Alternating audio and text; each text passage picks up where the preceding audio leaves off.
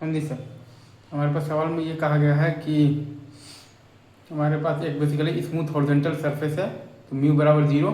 उसके ऊपर आप देखिएगा तो दो ब्लॉक रखा हुआ है, एक का मास है 2 kg और एक का मास है 3 kg, सही है।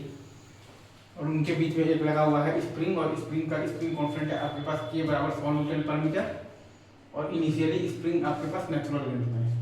तो ये 3 kg वाले ब्लॉक पर हम लोगों ने तो राइट डायरेक्शन में फोर्स लगाया है 20 न्यूटन, ठीक है।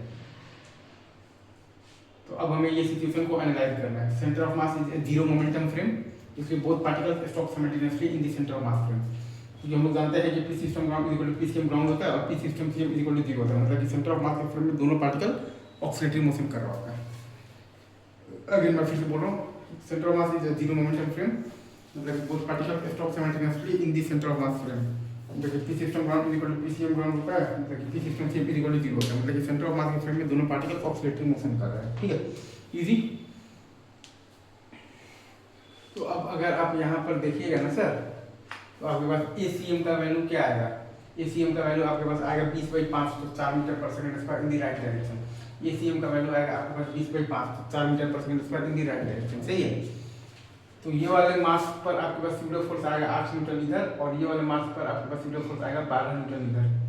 ये वाले मास पर आपके पास स्यूडो फोर्स आएगा 8 न्यूटन इधर, अच्छा, और तो ये वाले मास पर आपके पास स्यूडो फोर्स आएगा 12 न्यूटन इधर, ये वाले मास पर स्यूडो फोर्स आएगा 8 न्यूटन इधर, अच्छा, और तो ये वाले मास पर स्यूडो फोर्स आएगा आपके पास 12 न्यूटन इधर। तो नेट फोर्स आप देखिएगा तो ये वाले मास पर आएगा 8 न्यूटन मतलब कि इधर, और आपके पास ये वाले मास पर आएगा 8 न्यूटन इधर। अगर आप नेट फोर्स पर देखिएगा, अगर आप नेट फोर्स की बात करेंगे तो ये वाले मास पर आपके पास आएगा 8 न्यूटन इधर, और ये वाले मास पर आपके पास आएगा 8 न्यूटन इधर। अगर आप नेट फोर्स की बात करेंगे तो ये मास पर 8 न्यूटन इधर, और ये मास पर 8 न्यूटन इधर, इजी। अब हमने वो 2 kg वाले ब्लॉक का डिस्प्लेसमेंट मान लिया है x2 इन द लेफ्ट, और 3 kg वाले का मान लिया है x1 इन द राइट। ये 2 kg वाले का डिस्प्लेसमेंट मान लिया है x2 इन द लेफ्ट, और ये 3 kg वाले का डिस्प्लेसमेंट मान लिया है x1 इन द राइट, ठीक है। तो वर्क एनर्जी थ्योरम हम लोग मतलब लगाएंगे, तो सेंटर ऑफ मास के फ्रेम में अगर आप इनिशियल तो काइनेटिक एनर्जी देखिएगा तो 0 है, और फाइनल काइनेटिक एनर्जी भी 0 है, क्योंकि both particles stop simultaneously in the centre of mass frame. अगर आप सेंटर ऑफ मास के फ्रेम में बात कीजिएगा तो आपके पास इनिशियल काइनेटिक एनर्जी भी 0 है, और आपके पास फाइनल काइनेटिक एनर्जी भी 0 है, क्योंकि both particles stop simultaneously in the centre of mass frame. मतलब कि सेंटर ऑफ मास के फ्रेम में आपके पास change in the kinetic energy 0 है, मतलब कि सेंटर ऑफ मास के फ्रेम में आपके पास change in the kinetic energy 0 है, मतलब कि सेंटर ऑफ मास के फ्रेम में आपके पास वर्क डन 0 है, मतलब कि सेंटर ऑफ मास के फ्रेम में आपके पास वर्क डन 0 है। तो 8 न्यूटन और 8 न्यूटन के कारण वर्क डन है आपके पास 8 × x1 + x2, और आपके पास work done by the spring force -12 × k × x1 + x2 का whole square is equal to 0। आपके पास बेसिकली ये 8 न्यूटन और ये 8 न्यूटन के कारण आपके पास वर्क डन है 8 × x1 + x2, और आपके पास बेसिकली स्प्रिंग फोर्स का वर्क डन है -12 × k × x1 और + x2 का whole square is equal to 0।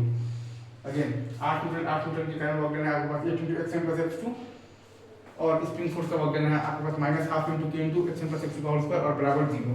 तो यहाँ से आपके पास x1 + x2 का वैल्यू आ जा रहा है 0.16 मीटर।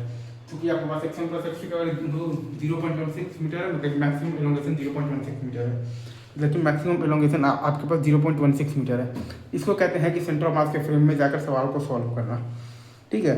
तो मेन पॉइंट यही है कि centre of mass is a zero momentum frame, इसलिए both particles stop simultaneously in the centre of mass frame. और क्योंकि हम लोग ये जानते हैं कि P system ground is equal to P CM ground होता है, P system CM is equal to 0 होता है, सेंटर ऑफ मास के फ्रेम में दोनों पार्टिकल्स क्या कर रहा होगा, ऑक्सीलेटरी मोशन कर रहा होगा। चलिए sir, thank you very much, love you guys.